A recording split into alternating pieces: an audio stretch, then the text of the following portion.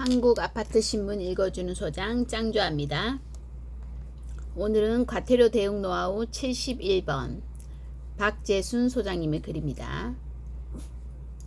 이거는 26년 6월 10일자 신문이네요. 의결로만 경비 미화원 명절수당 지급, 입대이 위탁사 과태료 불복해 이의신청, 경비원 미화원 명절수당을 대표의 의결로만 했다가 과태료를 받은 모양인데, 이에 대해서 이제 입대이와 위탁사가 과태료에 대해 불복해 이의신청을 했다는 내용 같네요. 자, 읽어보겠습니다. 아파트 입주자 대표회의와 관리주체가 의결만으로 경비 미화원에게 명절수당, 여름 휴가비 등을 지급했다가 과태료를 맞은 사례가 나왔다. 경기 A 아파트를 관리하는 B 위탁사와 입대인은 지난달 11일 공동주택관리법 위반으로 지자체로부터 각각 과태료 1,000만 원을 맞았다. 입주민 민원으로 진행된 감사에서 지자체는 A 아파트 측이 2020년 1월부터 2024년 9월까지 경비 미화원들에게 명절과 여름 휴가 조경수당 명목으로 10만원씩 총 4,100여만 원을 지급한 사실을 문제 삼았다. 1,000세대가 넘는 아파트에는 23명의 경비 미화원이 근무한다고 한다. 거액의 과태료를 맞은 B사 즉 관계자는 한국아파트신문에 연재 중인 과태료 대응 기사를 보고 나에게 도움을 요청했다. 나라는 것은 박재순 소장님을 말합니다. 4,100만 원은 적은 비용이 아니지만 단지 규모와 진행 기간을 보면 납득이 된다.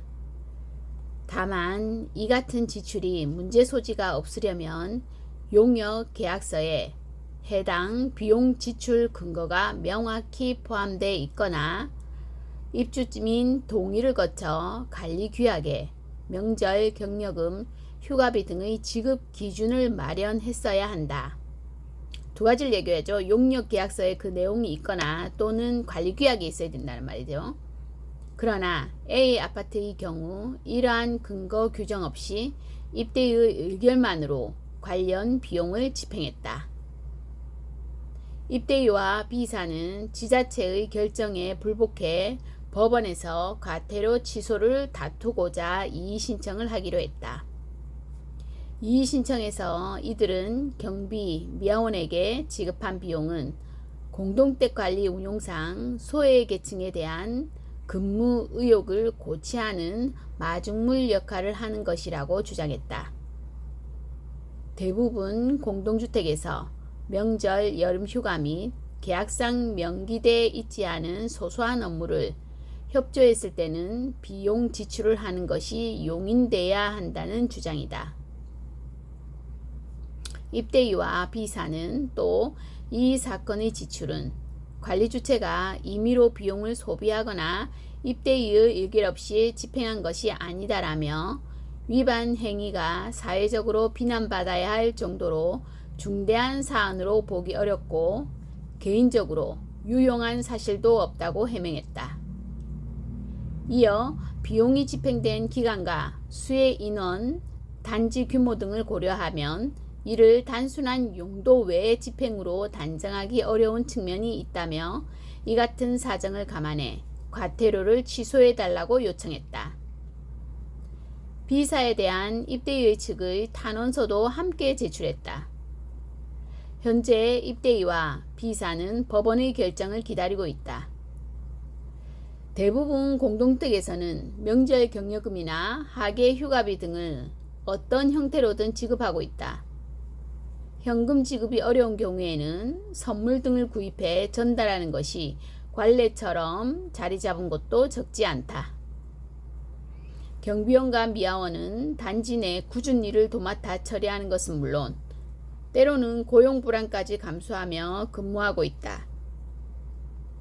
이들에게 임금 외에 명절이나 휴가철, 작은 성의를 표시하는 것은 근로 의욕을 높이고 보다 청결하고 안전한 주거 환경을 유지하는 데 적지 않은 도움이 된다. 물론 공동주택에서 발생하는 모든 수익과 지출은 법령과 기준에 따라 엄격하게 관리돼야 한다. 선의의 목적을 가진 지출이라 하더라도 관계 법령이나 처리 기준, 관리규약 등의 위반 소지가 없는지 세심하게 살펴야 한다. 지출의 취지와 필요성만으로 적법성이 인정되는 것은 아니기 때문이다.